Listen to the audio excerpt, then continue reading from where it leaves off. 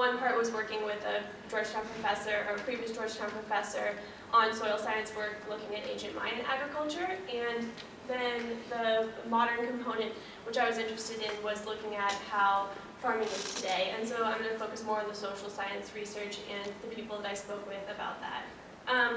So climate change is one of the largest social justice threats of the 21st century. Its impact is distributed unequally around the world, and some countries are significantly more vulnerable because they don't have the same capacities to cope. So wealthy countries, on the other hand, likely will have the resources necessary to delay or abate negative consequences. So I thought that it was really important to recognize and understand the differences in vulnerability between different groups and different countries. So I'm going to focus on the social science research that I did, which was looking at finding out what current agricultural practices are, So my research focused on Belize, which is a small Central American country about the size of Massachusetts. You can see here most people have no idea where it is, but it's kind of right below Mexico there on the coast. And it is, there's only 350,000 people in the country, so it's very small. But out of 167 countries that were ranked for their vulnerability to climate change, Belize was ranked number 8 by the World Bank. And staple crops of Belize, like beans, rice, and corn, are projected to decrease in yield by 10 to 20%, which could have a severe negative impact.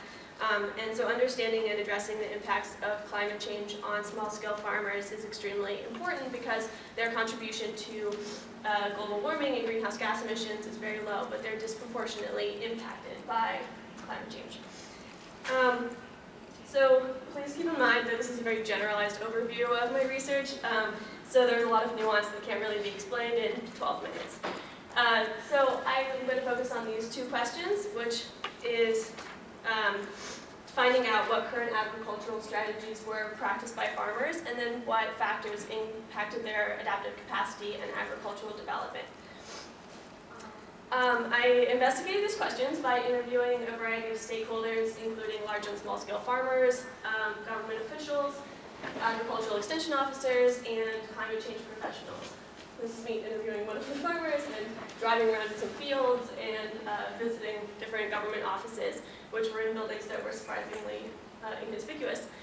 So realistically, when I got to Belize, I knew only a few people through my professor and had to find a lot of people to interview by cold calling people out of the phone book, driving up to people's houses and asking them if I could talk to them for a little bit, and really just finding anyone that I could.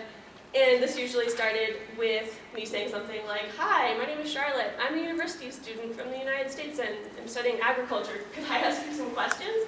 And despite how surprised they probably were with this, they were really willing to help and support me. So what I will share with you today is the preliminary findings that I had from my interviews. I haven't done all of my analysis or background research yet, so it's more kind of information that I found really interesting. I'm going to discuss the differences between small and large-scale farmers according to some of these different categories, and discuss how I think these are driving factors in adaptive capacity. So large-scale production in Belize, or by Belizean standards, since it's such a small country, is dominated by Mennonites.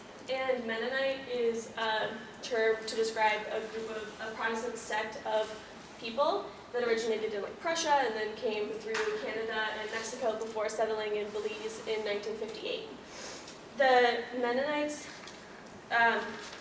cleared a lot of tropical forest when they arrived, and they converted it to cropland. And despite composing only about 4% of the population, they have a huge economic contribution to the country of Belize. Small-scale farmers, on the other hand, are mostly native Belizeans or immigrants from Mexico and Guatemala, and also some small-scale Mennonite farmers that are more conservative. This is actually a picture of a horse and buggy on the main street of the capital, going by with some cars. And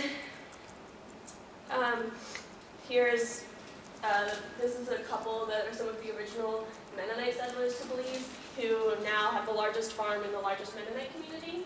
And then also some men who helped with our field work, and they were small-scale farmers when they had time, but it wasn't their main source of income because they were working outside of the farm as well. So, and also, there's a really interesting social division between these groups because although they often work together on farms and in agricultural sectors or trading, and there's really little social interaction between them. As for the size of the agricultural plots, there's a really large divide. Small-scale farmers have about 5 to 10 acres, sometimes even less, where they grow their crops, versus large-scale farmers who usually have 200 to 700 acres, and some will even have more than that. The bottom is on this floodplain of Belize, where the largest rice farmer has his crops, and he has 1,500 acres of rice, which combined with the other, his cousin who also farms there, they supply 40% of the rice for the country. Also, there's a really big distinction between crop type grown by these different scales of farmers. So the Mennonites grow a lot of basic food staples for the country, rice, corn, and beans, and they also raise chickens, but they supply most of the domestic market with these crops. The small-scale farmers grow vegetables like tomatoes, sweet peppers, pumpkins, squash, and cabbage. And they do some subsistence and then also sell at local markets. But while some Mennonites might grow vegetables for their home consumption, or some small-scale farmers might grow corn and beans for their own consumption, they have these very specific economic niches. Also, access to finance is a really big issue. Economically, the Mennonite community has a huge advantage because they have access to capital from within their community. So the Mennonites collect funds, and then they can buy land as a group, and they also can use this money to fund farmers if they face financial difficulties or the need to recuperate. So this allows Mennonites more flexibility and resilience, as well as the ability to make larger investments. So they can afford more technology, and also, which allows them to manipulate the land and maybe farm more marginal land than some of the smaller farmers are able to. Most of the farmers have machinery, and they have tillers and tractors, combines, and grain processing facilities, which give them the ability to grow and also earn more income. However, small-scale farmers lack access to finance, and that's one of the biggest challenges to scaling up and to growing as a small-scale farmer. They depend on season-to-season production, and it's hard to get loans because of issues of land tenure and also that they don't have collateral.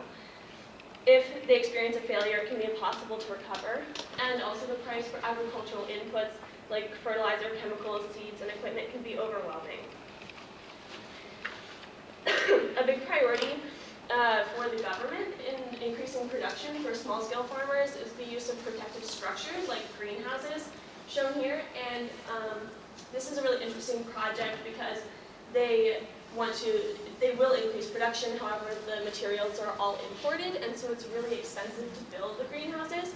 So many farmers can't really afford to put one up, or they can only afford it for a small portion of their crops. So these are some very severe limiting factors for small-scale farmers.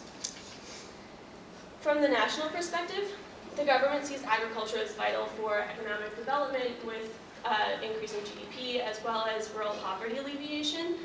But when the initial Mennonite settlers came to Belize, they had an agreement with the government that allowed them certain rights, and also they didn't have to serve in the military or attend public school in exchange for the expectation that they would expand Belizean agricultural capacity, which I think they probably have met that promise.